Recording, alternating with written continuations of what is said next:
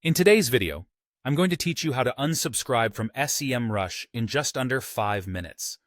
Whether you've decided to move on or simply want to take a break from the service, I'm here to guide you through this process step by step, ensuring it's as straightforward as possible. First things first, you'll need to open up your preferred web browser. It could be Chrome, Firefox, Safari, or any browser of your choice that you typically use for surfing the web. Once you've opened it, in the search bar, type Semrush and hit Enter. This will lead you directly to their website, which is the first step of our journey today. Once you're on the Semrush homepage, the next task is to log into your account. If you haven't created an account yet and you're simply curious about the process, you can sign up as a new user. But assuming you already have an account, enter your credentials, your email and password, and click on the Login button. This will give you access to your personalized account settings. Now that you're logged in, we need to locate the Subscription Info section.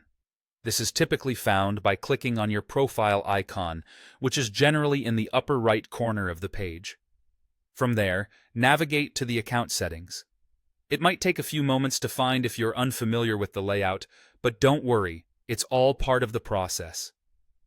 In the Subscription Info section, if you currently have an active subscription, you should see an option clearly marked as Cancel or possibly a Contact Us link instead. This is where Semrush allows you to manage your subscription details, including the option to terminate it. Now, if you do see the Cancel option, click on it and follow the prompts that Semrush provides. These prompts are designed to guide you through the cancellation process, ensuring that you're aware of all aspects before you finalize the decision.